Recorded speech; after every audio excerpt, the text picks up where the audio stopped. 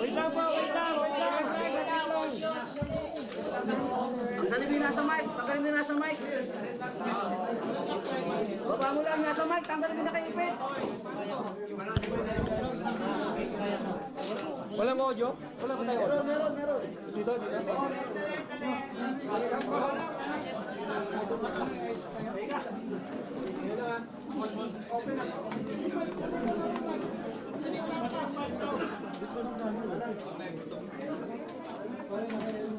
Ladies and gentlemen, good afternoon. Easy. The events that happened today, the change of leadership, was legit, was legal, because it was based on Supreme Court decision. The Avellino versus Cuenco case way back in 1949, February 18, 1949. And there was also a precedent. In 2017, when Senator Frank Drilon was the Senate President, there was a quorum, 12 of them, because out of the 24, 3 were in prison. Nasa kulungan po yung tatlong senador. 5 po ang nakabakasyon, kaya 12 po ang nagkaroon po sila ng quorum. So we have a precedent. The reason why we have to do this, there's already a violation of the Constitution. 3 straight days po.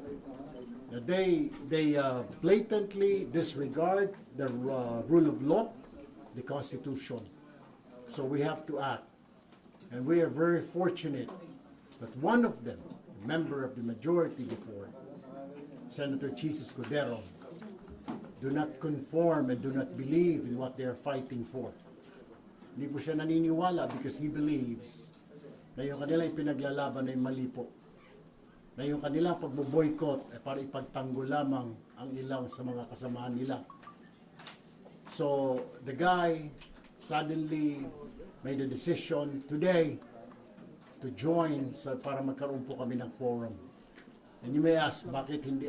Is there a quorum? Yes, there is. We're just considered 22 now. So, divided by 2, that's 12 plus, 11 plus 1 is 12. So, we have a quorum. Yung sinasabing 13, yung po ay kung kumpletong 24. Dalawa po sa amin, yung isa nagtatago, yung isa nakakulong. So we only have, ang bilang po ay 22. So divided by 2, yung sabi po na majority, para makuha majority, divided by 2, so that's 11, plus 1, and that was Chis Escudero nga po, arriving today. So na-break po yung impasse when Senator Escudero showed up today. Because ang sinasabi niya po sa amin, he doesn't believe anymore on what they're fighting for. Number 2, there will be a Blue Ribbon Committee hearing on Monday. We are just moving the scheduled date from tomorrow to prepare all members. Matter of fact, I declare and I manifested that all members of the Senate, be in the majority and the new minority now, they are all members of the Blue Ribbon Committee para wala pong masabi na ika nga may hocus-pocus. Now, pertaining to those invited resource persons, hindi po ako sang-ayon because we have to review these people. May sasabihin po ba talaga? Mayroon po bang i-disclose? We have to review this. Number 2, the proper way to invite resource persons, you do not give it out to the media. You give it to the members first. Ang nangyari po kanina, yung lista na sinasabi nila invited sa Blue Ribbon, hindi po dumaan sa tamang process.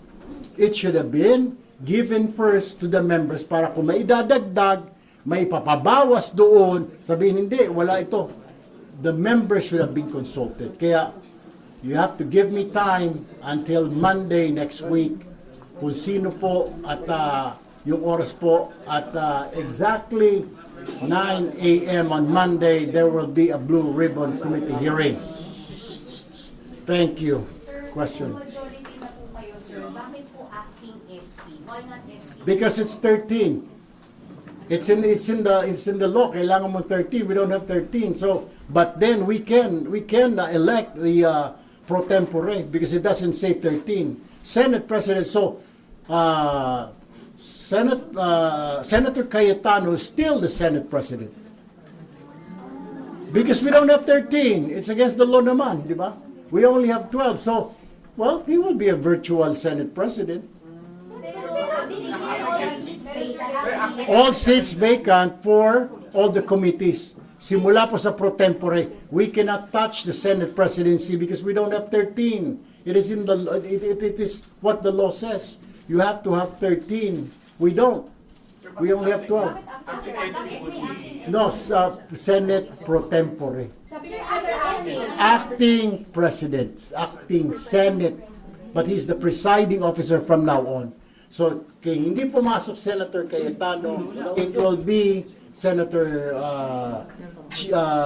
Win who will be presiding from now on. So, just to clarify, eventually magiging Senate President, may liliban pa ba from the majority? Kung may lilipat pa, kung may mahimasmasan ngayon ng mga kasamahan nila. And I still urge, we're still open. Doon po sa mga members po ng majority, please join us. We will accept you with open arms. Let's work together for the nation, not for ourselves, not for the political parties, not for certain individuals, but for the entire country. Let's work together. We will accept you. We will embrace you. Sir, hindi ko nakakatulong nananatili pa rin Senate President ngayon si Senator Alan. Say again. Well, right here in Rule 4 of the Senate, Section 5, it says, a pro tempore may act as acting president. Acting Senate President. Acting Senate President, ang pro tempore. So did you know Sir, kung ano kay Senator para sumama po sa grupo? Oh, well, Senator Mix. And then, actually, yesterday pa he's not very happy anymore.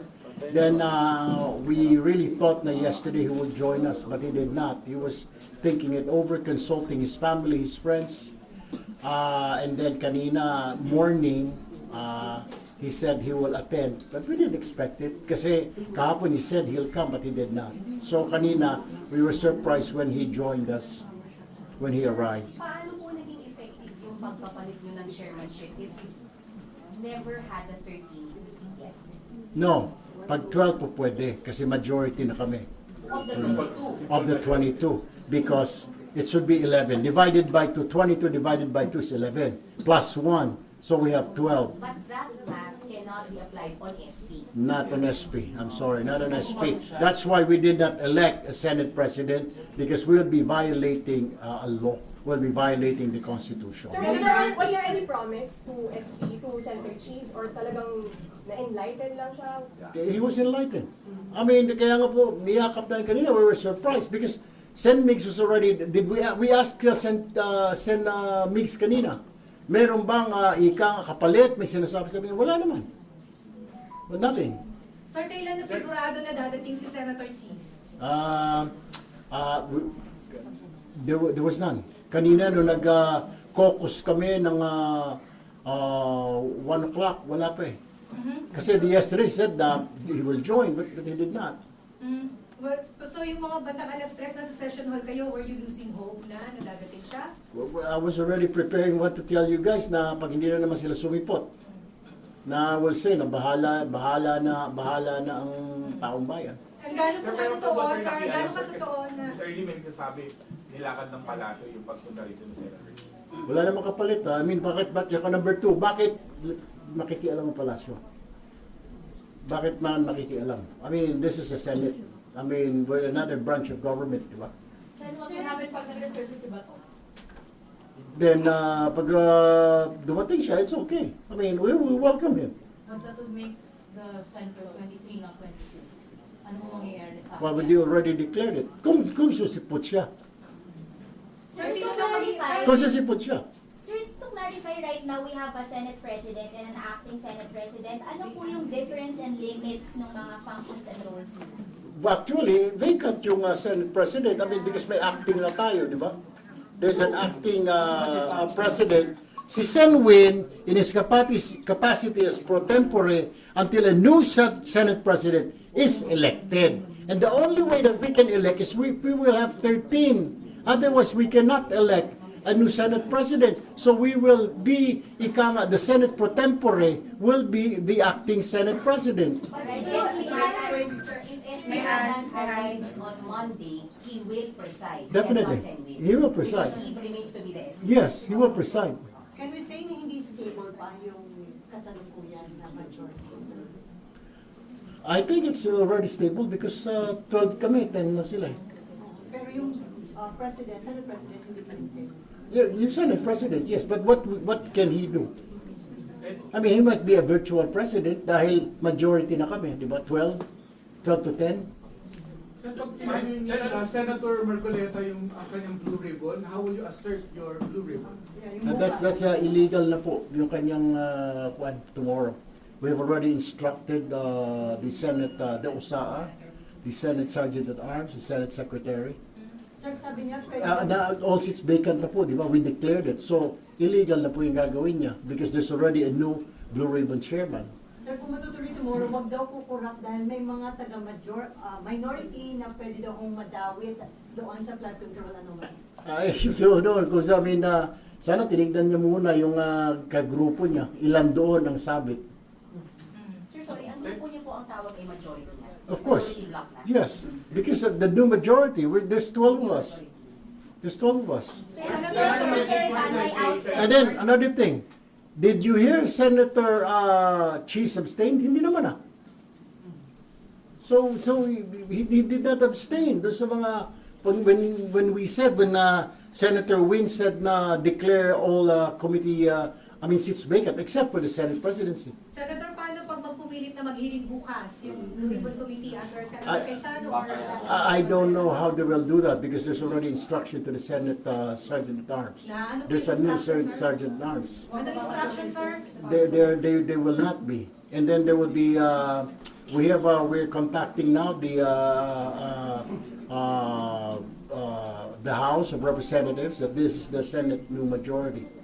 And even Malacanang, there's already communication. We're just waiting for the reply. Even the guests, hindi po papapasukin tomorrow. For instance, if the 18 ex-Marines surface, Because it's invalid already. This is already a press conference, right? I'm telling you, I'm the new Blue Ribbon Committee chair because there's a new Senate majority. Yung sinasabi po nila sila Senator Marcoleta, hindi na po sila majority, nasa minority.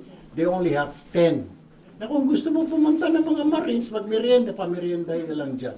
Sir, Para naman, Since on Monday, sir, yung mga Marines na yun, or yung ibang guest sana bukas, invited na sila on Monday. Sino ang we invited will sa- review upon consultation with the new members.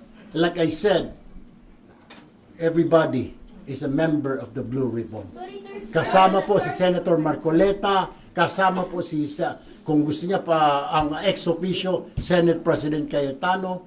Sir, They're all invited. Sir, sabi nila SP Alan, all of this is para hindi matuloy yung hearing nila on the flood control anomaly. Meron na ngayon Monday, di ba? Pero hindi, yung kanila, yung for tomorrow dapat. Are you denying that, Ali? Yeah, of course. Because, number one, okay, subcommittee, dapat i-constitute ang subcommittee upon the instruction of the chairman of the committee. Sino ba yung chairman nun? Si Senator Pia Cayetano. Number two, yung mga invitations, hindi man lang dumaan, kahit naman lang sa minority leader. Yung minority leaders, the ex-officio of the Blue Ribbon. Wala, hindi siya binigyan ng copy. Mabuti pa ang media meron. So, that's another violation of the rules of the Senate. Dapat bag yung mga resource persons, ang bigyan mo yung mga member ng committee para mapag-aralan nila, para we can formulate questions, anong itatanong ko dito. Not the media, because the media cannot ask them questions. Not the bloggers. So wala kayong hinahanap doon sa katotohanan daw? No, of course, we will look yung mga, we will still invite those people, some of those, pero we will have to review yung list nila. Hindi yung kung sino sila, wala na pakundangan. May mga pangalan ako na hindi ko na kilala, hindi naman contractor. Sino ba yung mga yun? Nakita ko may mga 18 Marines na yun. So we will have to consult, of course, the members until Friday. tingin mo magkakaroon na kayo ma-elect ng USP pag may lumipat na po sa inyo? Say again?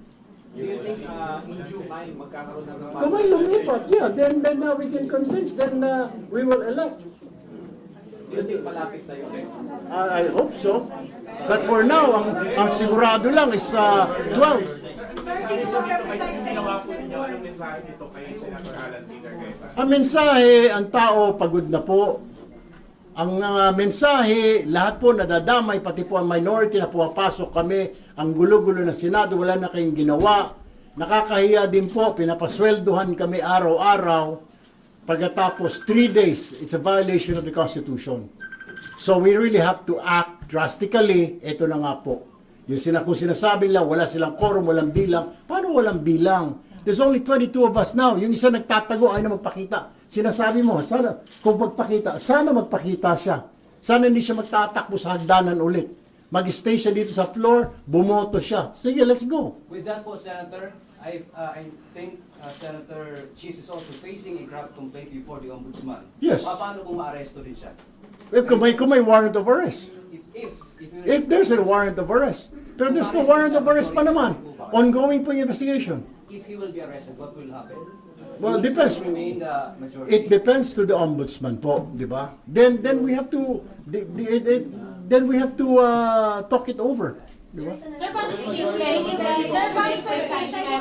Well, one by one. I'll take 4 more questions. Sa impeachment po, who will be presiding, Senator Will? We'll have to choose. We'll have to choose from amongst ourselves. Hindi po si Senator. Not yet. We'll have to choose. Sir, pwede yung kahit naka-adjourn na kayo, pwede niyong i-elect ng mga kayo ang Senator. No, that will be done on July 6th. Sir, di bang still automatically siya yung presiding officer? The July 6th will still follow the July 6 schedule. Then doon po, na mag-elect kami ng impeachment trial officer. Thank you, sir. Paano nang i-address spokes ng majority kaya kayo spokes ng majority block? Yung speaker na Yun ang sabi nila. You're the official leader, you're the spokes of majority. Wag tumayo!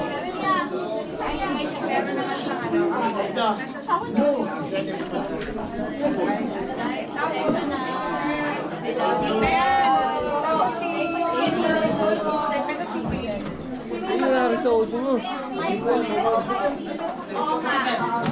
Nakaway ka ba sa kanila?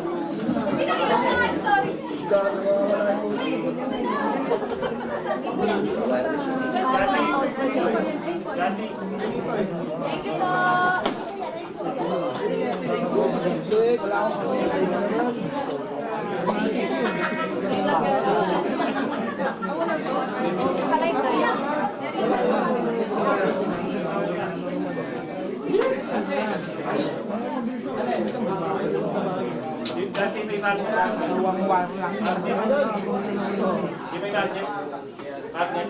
Nakikita ko na yan. Saan siya eh? Ha? Ano mo?